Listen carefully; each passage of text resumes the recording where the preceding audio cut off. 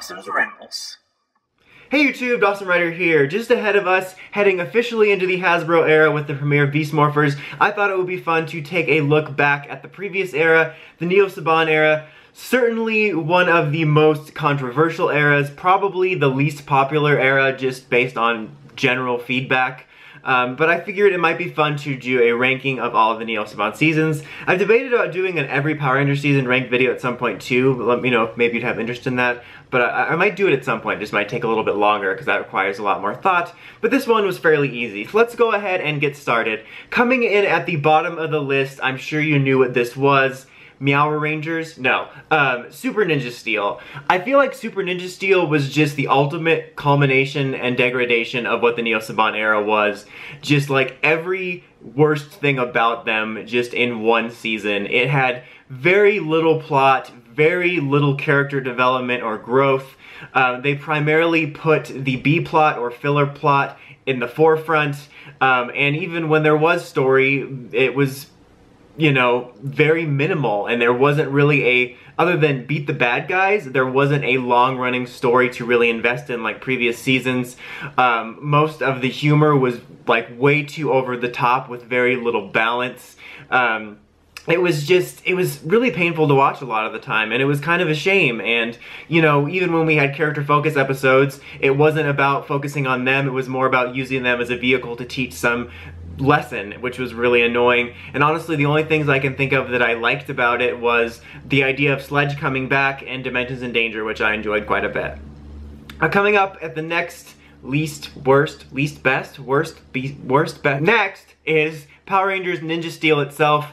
I think overall Ninja Steel, both seasons were my least favorites, but I think Ninja Steel proper was just a little bit better than Super Ninja Steel. They did have a little bit more plot going on. It still wasn't as much as some of the other seasons, but there was at least a little bit momentum, especially in the first half with the Mystery of the Gold Ranger. They tended to tease that at least every other episode, which was kind of nice. I liked some of the original thinking with the way the Lionfire debuted. Instead of it just being yet another thing from the Prism, I thought that was cool. Even though it wasn't perfect, I did like that they used the Ninja finale footage for like basically the mid-series finale, and we got to see Mick as a Red Ranger and stuff like that.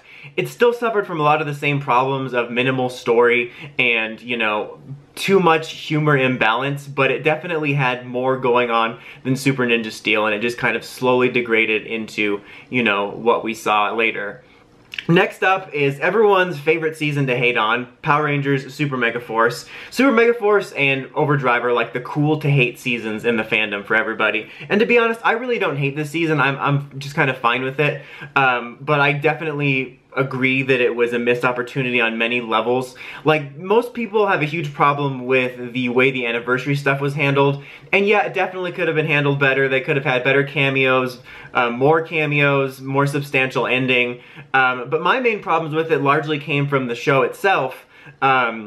In terms of non-anniversary stuff, I think the characters were wasted. I think the story elements within it were wasted. I think the potential for a hybrid season could have actually been really cool. I think making them a power-up was a mistake.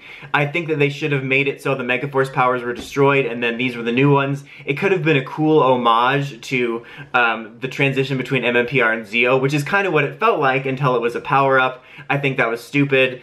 But there was a ton wasted just within that story. Even some of the stuff like Vrak and Robo Knight just could have been a lot cooler as a hybrid because they built it up, and I actually thought it was a really cool idea. And apparently there was behind the scenes stuff where this actually could have been better stuff.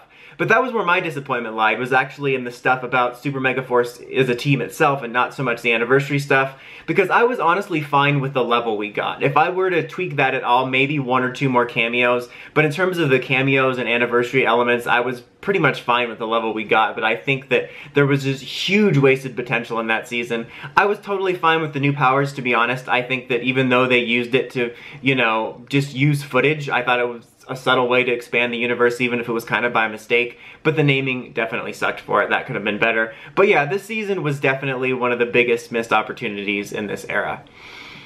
Next up is, I would say, Samurai proper. I have a huge soft spot for both seasons of Samurai, as I'll mention a little bit more later, but I think Samurai was a very rocky start. It was very wooden, very strange, because it was the most direct adaptation from the Sentai series, period, for this era, but also just one of the most direct ones I've seen in all of Power Rangers. Like, so much so that you could tell that dialogue was straight up lifted, where the way the dialogue, it just didn't translate correctly, and it was very rocky because of that, and they didn't just want to have fun. I mean, it got a little bit better as it went on with the way they built up to some of the Decker stuff. I did like some of the Decker stuff. I really liked Antonio, but yeah, the beginning was just so rocky, and then add that to the fact that when we started this, if you remember, they aired episode 3 first, and it was like months and months and months later before we got the proper pilot, which just had a rocky season, starting off on an even rockier foot. The word of this review is rocky. Next up, Power Rangers Dino Supercharged.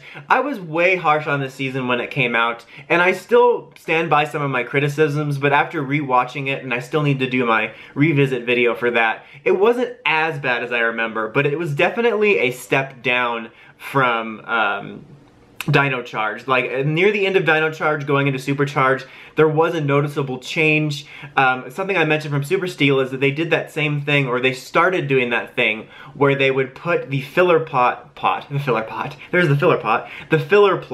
the forefront, which is weird, because we all know filler is part of the DNA of Power Rangers and Sentai, but usually when we're doing core storylines, if there is any filler plot, it will be in the background as a B plot, and sometimes they won't even have a filler plot that week so they can focus on the story. But in this case, it was often put at the forefront as the A plot, such as like Shelby focusing on a talent show when there was like serious stuff going down. That definitely bothered me. But the reason I've mellowed on it and it's moved up a little bit is after seeing Super Steel, is I do have to give them props, is even when they were focusing on fillers as the A plot of the day, the main storyline was always running in the background. Super Ninja Steel, first of all, didn't have a story, but it never felt like there was anything going on in the background. Even when we were doing Fillerville, it felt like things were always moving. I think the quest for the Energems, which then led to the Dark Energem storyline, helped it so that there was always something going on. It still did have some of the elements that made Dino Charge work. There was many other elements that I liked in it they introduced, such as Heckle. The finale was also kind of a mess, which is why it's lower on my list, but I think it was a definite step up from what Super Steel would end up being, so I've mellowed on it a bit, but it is unfortunate there was a step down from some of the quality of, you know, regular Dino Charge. Next up is Power Rangers Megaforce. I feel like a lot of people would rank Supercharge above this, and even in some ways objectively I would as well, but I kind of have a soft spot for it. I just found it to be kind of a light, enjoyable watch. I really liked Mega Mission a lot. I think that the stories and everything about it in general felt a little bit better than Super Megaforce in terms of giving time to the characters and whatnot, and I really did like the idea of the hybridization in terms of using Vrak to be a part of the Armada, and the way the finale kind of felt like the transition between MMPR and Zeo. And it's just unfortunate that Super Megaforce ended up dropping the ball, because I think there was a lot of really cool elements this season delivered. It was definitely a very bland season with minimal story, but I think in the sense that it was kind of an MMPR homage in a lot of ways, it felt kind of right. But I don't know, I just kind of have a little bit of a soft spot for the season, and I think it's just much better than Super Megaforce, and so I inherently just enjoy revisiting it more than Supercharge when they start delving into some of the too far jokes and stuff like the Triceralot song. Number 2, Dino Charge proper. A lot of people would rank this in number 1, and again, objectively, I would agree. This is much, because it's my personal list, is much more of a personal choice. But Dino Charge was definitely the strongest in a lot of ways. A lot more original thinking, some really fun and unique characters. Again, the quest for the Energems kept a steady plot going, which was really nice. It definitely petered out a little bit towards the end, and there was some missed opportunities with Kendall and stuff like that. But this was probably, again, objectively peak Neo Saban in terms of actual original thought, a little bit better dialogue. It felt a lot more refreshing, a lot more enjoyable to watch, and especially upon revisiting it, I do have more of a fondness for it now. It's just kind of a shame that they couldn't keep that momentum going through Supercharge, because it could have ended up being an even more standout series overall. Number one for me personally is Power Rangers Super Samurai. After revisiting it, I do have a bit of a soft spot for Samurai for whatever reason, but I think Super Samurai really improved on it. It still wasn't perfect, still definitely rocky, but I think that they kind of found a better balance, like a little bit more comfortable, was a little less translation-y. Again, there was things about Samurai overall I liked, like Antonio. I actually liked Decker's story better than Juzo's because I thought the idea of a character, he was essentially innocent and he was pulled into this because his wife brought him back, was a lot more interesting and tragic than just Juzo, who was just straight up evil. And I liked Lauren quite a bit better, both in story and character, than Karu from Shinkenger. So there was things I liked about that better. So I just overall enjoyed this season more. I don't remember if Strange Case of the Munchies was this season or Super Samurai, or Regular Samurai, but I just really enjoy watching that episode. But also, a huge reason it's my number one is I think it hands down had the best finale of the era. All the other ones felt like rushed one-episode finales, and this one got a proper two-episode finale that not only was the strongest finale of this era, but it felt more like a classic Saban Brands era finale with just some really epic moments, like the Shogun power-up getting outside the cockpit, the civilian modes in the cockpit where they were battle damaged. It was just a really strong finale, and I liked it a lot. So anyway, that's about it for this list. Until next time, Dawson Rider signing out. But wait! After credits scene, the secret number one best Neo Saban season is, for me, Power Rangers Hyperforce. This is a bit of a different one. I know a lot of people might not count it as that, but I think this was the best season of Power Rangers to come out of this era. Honestly, one of my favorite things in Power Rangers ever. I know the tabletop format isn't for everyone. It can be a bit daunting given that each episode is 2 hours plus. But I think the fact that this was kind of like a B team or an underdog team, like Legends of Tomorrow or the Doom Patrol or something like that, those are teams I usually root for, like the underdog kind of, you know, working their way up quirky teams. And I think that the format of the RPG really lent to that craziness and the underdog nature of the characters due to the improvisation.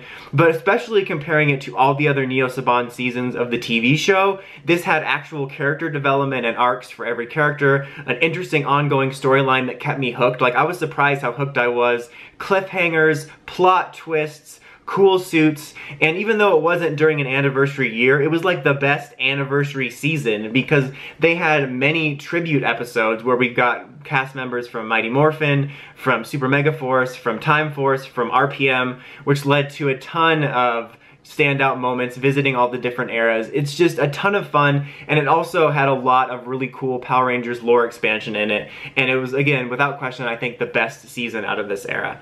But anyway, that is truly about it for this video. Let me know what your guys' personal rankings are. Again, as I said, this is my personal rankings. This isn't me running it through an algorithm. I hope to, at some point in the nearest future, do an every season ranked video because I think that would be fun.